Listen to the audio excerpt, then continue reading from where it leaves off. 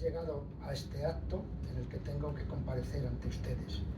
Y tengo que añadir que no hubiera sido posible, no estaría aquí sin la guía, sin el apoyo, sin la mano firme, también hay que decir lo que agradezco, de mi director de tesis, el profesor Antonio González Bueno, al que le debo la posibilidad de poder exponer lo que voy a hacer a continuación. Emprendo un corolario del conjunto de la tesis, donde creo que sintetizo el estudio en grandes rasgos o grandes pinceladas. Al enunciar el material y método de esta memoria, aborda una perspectiva panorámica sobre la profesión e ideología en la prensa farmacéutica española del siglo XIX. Se trata de una aproximación o aportación al tema y con esta limitación esperamos que sea considerada. El empoderamiento de la burguesía propició el reconocimiento de la libertad de prensa y, consiguientemente, un aumento de la demanda de información. El colectivo de profesionales de las ciencias de curar, médicos, cirujanos, boticarios, farmacéuticos, militares y afines, pertenecían por recursos económicos al grupo social burgués y por la formación obligatoria para su ejercicio al reducido número de los alfabetizados. Cerca del 80% de los españoles no lo estaban. Asociacionismo versus colegiación obligatoria. La abolición de los gremios, 1834-1836, dejó a sus miembros en una situación de desamparo ante la invalidez o el fallecimiento. Ello impulsó la creación de sociedades privadas de socorros mutuos de carácter voluntario, que fueron la primera expresión de solidaridad profesional. Su creación supuso una democratización del asociacionismo profesional. Hasta ese momento, las asociaciones existentes eran de carácter científico-académico, con acceso restringido por méritos.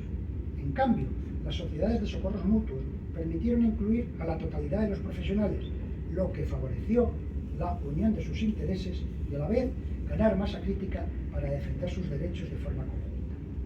La publicación que tomó la iniciativa fue el Boletín de Medicina, Cirugía y Farmacia, en 1834, que fundó la Sociedad Médica General de Socorros Mutuos en 1835, para proteger a los profesores de las ciencias de cura y sus familias. Con su ejemplo, el Restaurador Farmacéutico, en 1844, nació como órgano oficial de la Sociedad Farmacéutica de Socorros Mutuos. El asociacionismo mutualista fomentó la idea de que la unión era la única forma de combatir el intrusismo y la penuria económica. Este espíritu de cuerpo, cultivado durante décadas a través del socorro mutuo, fue el que finalmente condujo al éxito de los congresos médico-farmacéuticos y a la aprobación del Real Decreto de Colegiación Obligatoria en 1898. Los hitos para alcanzar esa meta fueron el primer Congreso Farmacéutico Español en 1866, promovido por la Unión Farmacéutica de Valencia, y la Asamblea Médico-Farmacéutica de 1871, que surgió en el clima de libertad del sexenio revolucionario para luchar contra el maltrato económico de los ayuntamientos contra los facultativos titulares. La farmacia española fue un motor clave en esta iniciativa.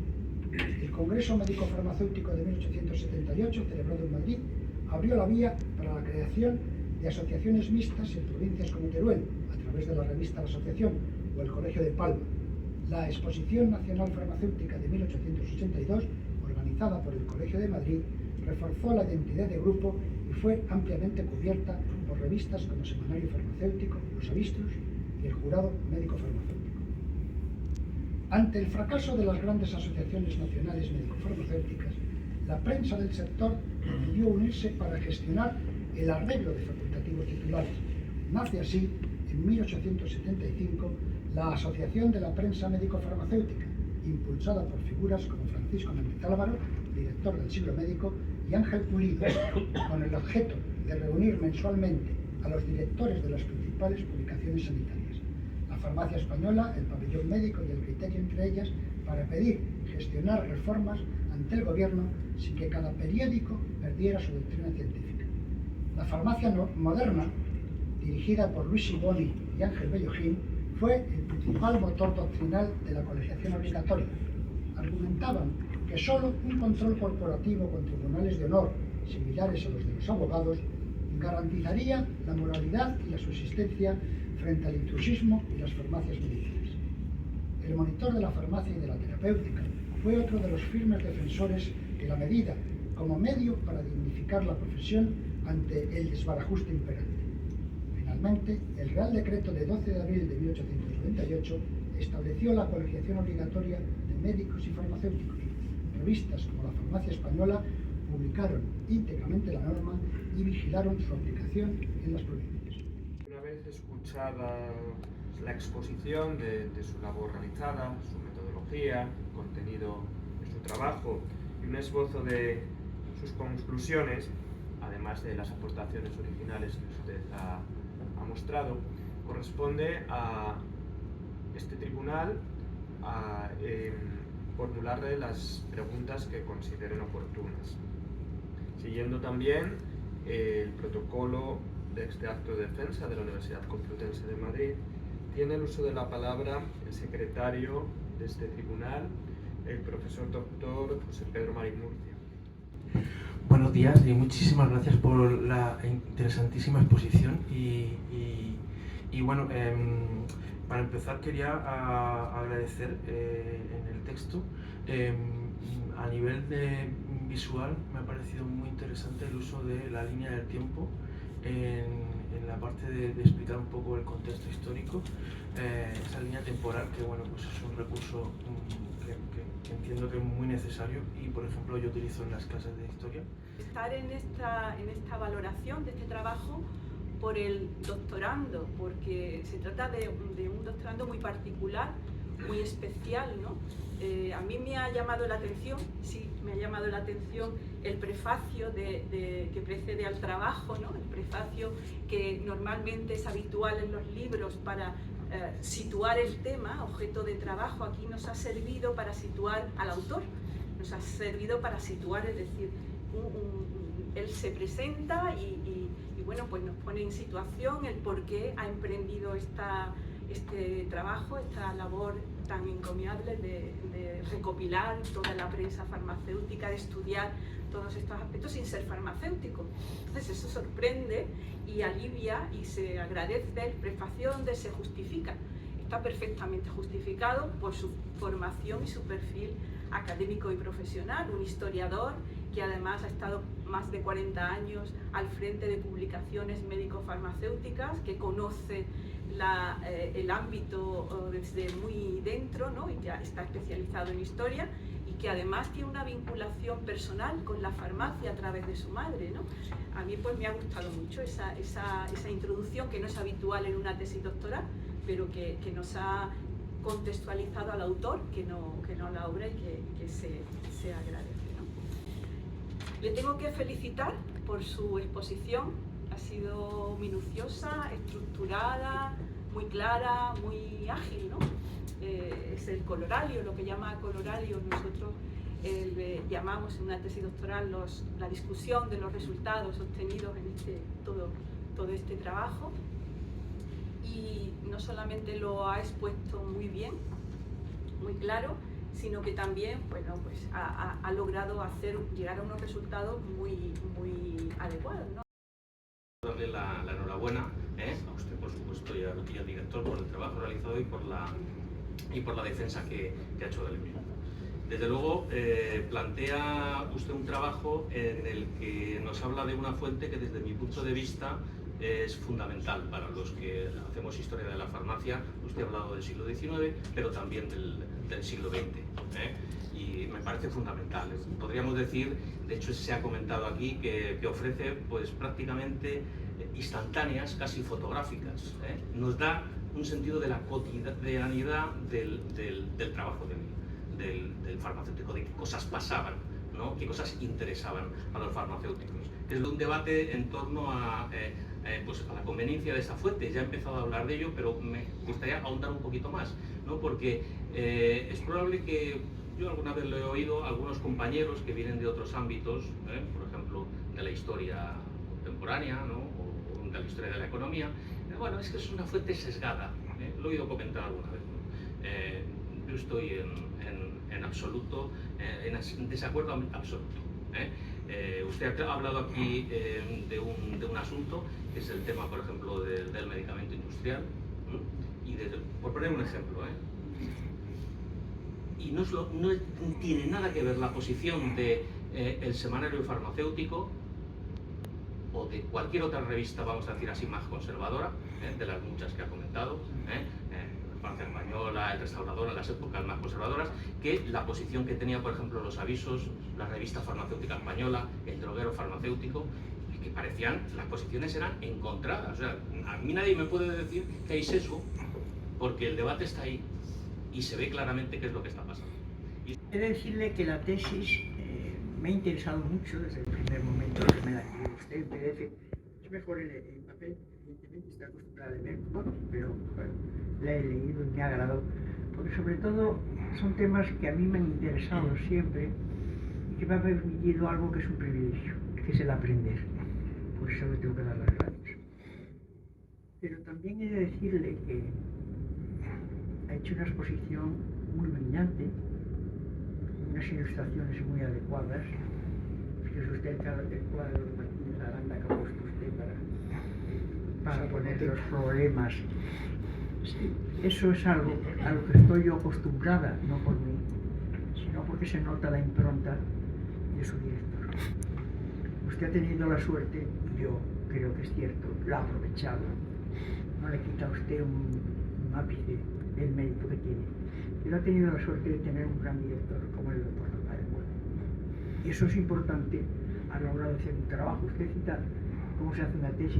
Yo cuando leí la tesis de Bertolini dije, ¿cómo se hace una tesis cuando el director es el doctor González Bueno? Es mucho más fácil. Por eso, doctor González, no, más fácil quiero decir, porque usted es un experto en otras cosas también, entonces, por eso yo personalmente tengo que darle las gracias. De la tesis pues se ha dicho prácticamente, cuando uno le toca actuar en última vez, pues muchas veces ha dicho varias cosas. Nos ha dicho una cosa que a mí sí me gusta, parece algo banal pero no lo es, la dedicatoria a su madre. Me parece preciosa porque su madre, farmacéutica y maestra de primera enseñanza, qué maravilla, cuánto debe este país a las maestras de primera enseñanza. Por tanto me ha gustado mucho. Y las últimas palabras suyas, que dice, intentando seguir la motivación de mis actuaciones, intentando seguir su ejemplo de justicia y lucha por la libertad. Ahí es nada. Enhorabuena por esta dedicatoria. Toda la tesis está, como le digo, la metodología está muy bien, los objetivos que persigue se consiguen. Únicamente yo creo que hay algunos puntos que personalmente yo, por mi manía, ¿no?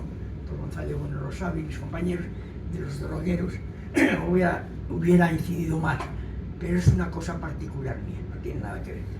Yo creo que el problema de drogueros, que ahora lo está estudiando magníficamente Rodríguez Nozal, es que había una competencia tremenda. Inicialmente eran los que financiaban las revistas de botica y surtían para que pudiesen hacer los medicamentos, entonces que había que tener una especie de simbiosis. Gracias a Dios, porque fíjense usted, drogueros como Miguel de Virginia o Santiago de Aramburu mandaban en la producción farmacéutica, más que nada. Me encanta. Y luego había otro tema que me ha encantado siempre. Yo personalmente, con todo respeto, no creo en la medicina homeopática, pero cuando impartía mis clases y daba un poquito de esa parte, me encantaba leer todas las revistas de homeopatía. Usted ha expuesto muchas de ellas, por tanto ha sido un deleite leer todo el texto, ver la importancia, cómo no, de la prensa farmacéutica en la ideología. Cuando hablan ustedes liberales, a mí me vienen unos versos, porque lógicamente las tertulias de robótica allí sí se hacían cantidad de cosas, y sobre todo de todo tipo, porque en cualquier actuación humana subyace siempre algo sociopolítico y económico. Coincidirá usted conmigo, si hay las revistas se publicaban tenían su objetivo. No era solo difundir ciencia, en algunos momentos efectivamente también era importante, pero otros también tenían otros intereses, pues hasta comerciales diríamos. Viene a mí unos versos de Antonio Machado que dice: es de noche, se platica al borde de una botica, al fondo de una botica. Se da cuenta don José cómo son los liberales, tan perros, tan esquimales. Oh, tranquilícese usted, dentro de poco volverán los conservadores, buenos administradores de sus casas. Quiero decir que usted, uno de los temas fenomenales que hace es la contextualización. Toda la tesis está tan estupendamente, lo han explicado mejor que yo, con palabras de mis compañeros.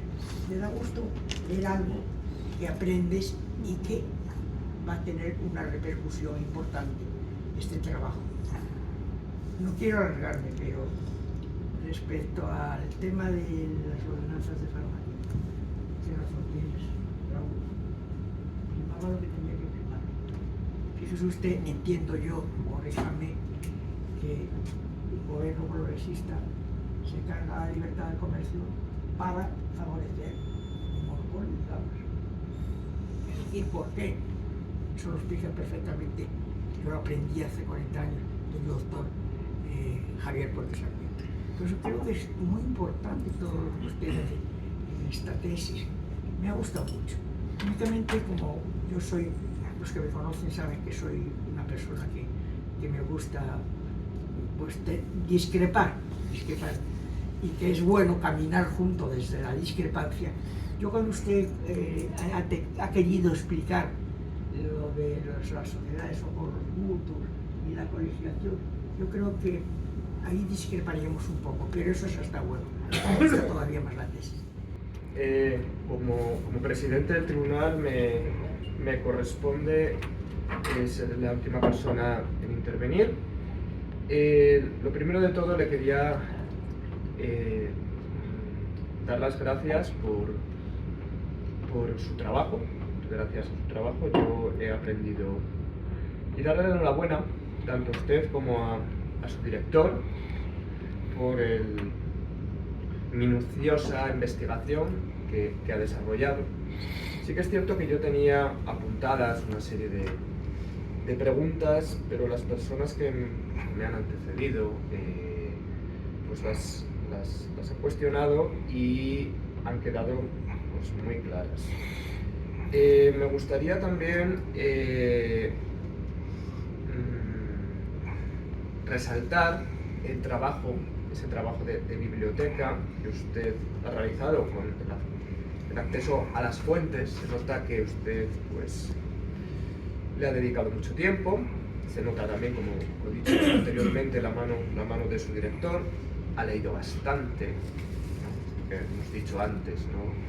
Los farmacéuticos ahora leen más, leen menos. No creo que sean los farmacéuticos, creo que la sociedad no lee. La lectura es estamos en una sociedad que premia la inmediatez y la lectura requiere todo lo contrario. Yo no le voy a hacer ninguna pregunta. Creo que ha quedado en esta exposición, en su brillante exposición, muy claro el objeto de estudio. Creo que cumple todos los objetivos propuestos, la metodología es la correcta, las conclusiones sí que es cierto que yo hubiera recomendado leerlas tal cual se encuentran en la memoria. Eso es una recomendación y es una práctica habitual que se suele hacer en los trabajos universitarios, en los trabajos de fin de máster. Bien, es cierto que usted pues, no lo ha hecho. El profesor doctor González Bueno. Sí, a los miembros del tribunal, en primer lugar, su disponibilidad para, en una fecha tan poco propicia como la del 15 de julio, abandonar su residencia de descanso más que bien merecido para venir a formar parte de este tribunal. Y también quería agradecerles a todos ellos sus amables palabras para con mi actividad profesional. Entiendo que se producen desde la amistad y como tal quiero agradecérsela. Los méritos que tenga esta memoria doctoral se deben al doctorando, y si hay algún fallito que se nos haya saltado, admito que es mi responsabilidad. Nada más que mostrarles a todos ellos mi agradecimiento. A tal fin se habilitará por el centro responsable del programa de doctorado un formulario electrónico seguro para cada miembro del tribunal pueda emitir de forma confidencial su decisión al respecto entre el primer y tercer día siguiente a la celebración de este acto. La tesis obtendrá una calificación de cum laude si la calificación global es de sobresaliente y se emitirá en este sentido el voto secreto positivo por unanimidad. Por lo cual, el secretario, el voto undécimo, y el presidente de este tribunal tendrán que reunirse en una nueva sesión en presencia del coordinador del programa de doctorado y procederán a verificar el resultado de esta votación, por lo cual en estos momentos no le podemos transmitir a usted de forma oficial la calificación máxima. Sí que es cierto que de forma secreta deberíamos mantenerla y en 1 a 3 días le notificaremos por medios electrónicos su calificación.